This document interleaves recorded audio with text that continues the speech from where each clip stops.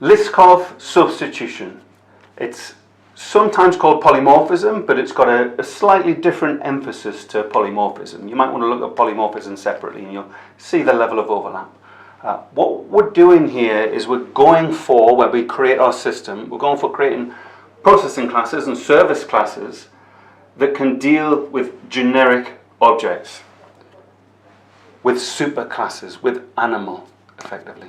So in this case, as we saw in the last example, giraffe extends animal, so it can be treated like an animal, and that's what Liskov substitution says. That's all it says, really, that your processing classes need to be able to treat your specific objects like their generic objects and not have to look into which specific class they are.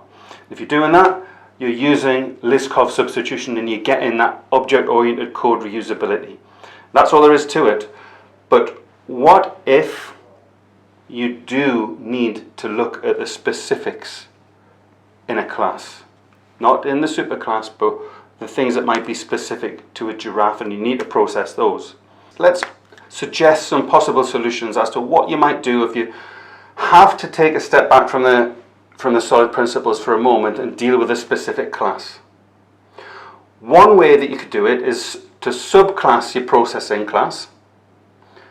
This is vet visit service, so why don't we have giraffe vet visit service here as well?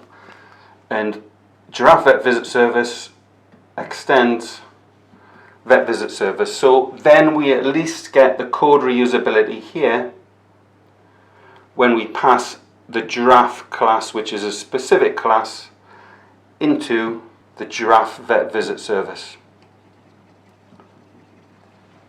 So we don't have to use inheritance here to get that code reusability.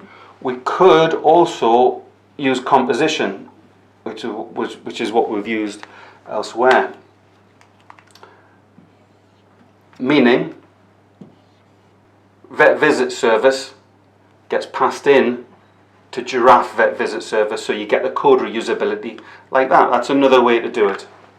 Anyway, that's a tangent, that's a step away from Liskov substitution, just to address that problem.